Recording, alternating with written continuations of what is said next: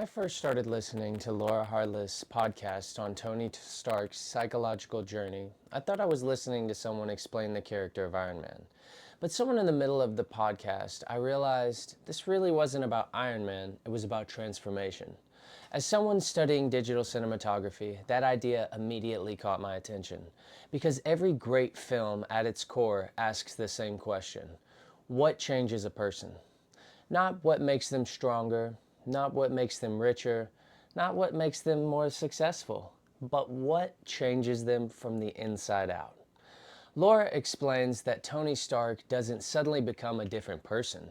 He's still intelligent, he's still sarcastic, he's still impulsive. But through a series of significant emotional experiences, his motivations begin to change. He goes from living an almost entirely for himself to becoming someone willing to sacrifice himself and everything for people that he loves and for a world bigger than himself. That idea stayed with me long after the podcast ended, because in a very different way, I realized I had experienced something similar. Several years ago, through the course of my work in the adult entertainment industry, I became friends with someone much older than me.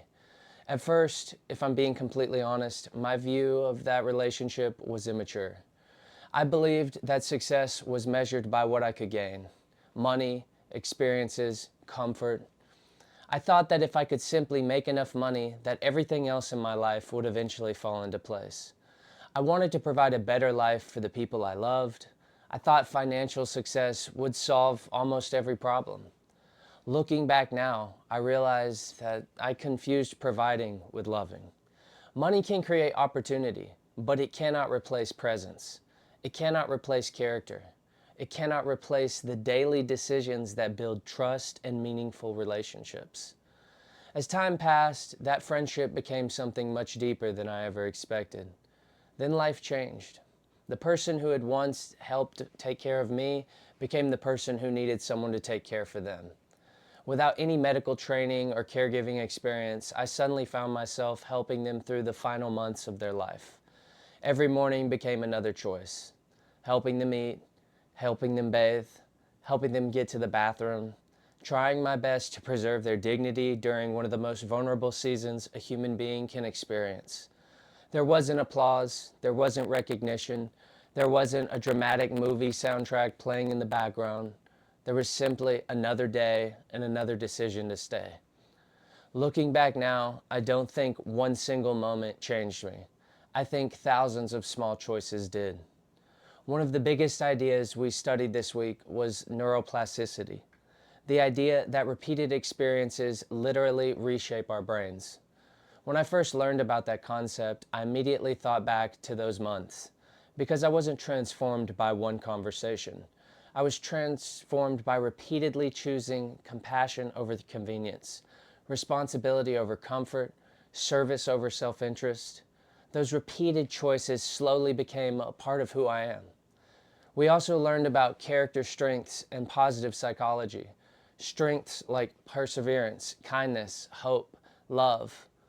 Before that experience, I probably wouldn't have described myself using those words. Not because I didn't want to be those things, but because I hadn't practiced them yet. I had to grow into them. The podcast challenged me to do something I had never done before. Instead of analyzing Tony Stark's character arc, I mapped my own. I looked at who I was, what I believed, the significant emotional experiences that reshaped my life, the mistakes I made, the relationships that changed me, and the person I'm still becoming. That exercise changed how I see my own story. Instead of seeing disconnected moments, I started seeing a character arc. As a future filmmaker, I think that's the greatest lesson this podcast gave me. Great characters aren't memorable because they're perfect, they're memorable because they change. Not all at once, but one decision at a time. One relationship at a time, one sacrifice at a time. Today, I still carry regrets.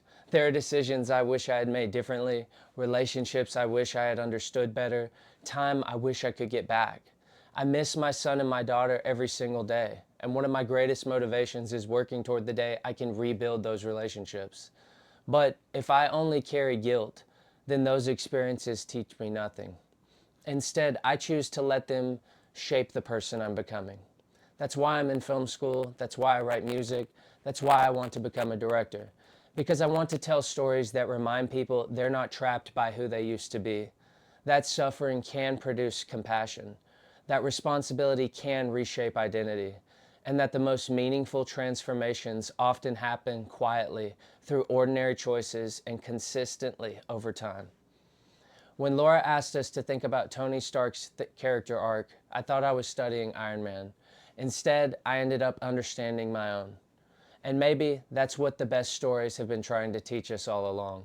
Not how to become someone else, but how to become the person we were always capable of becoming. Thank you.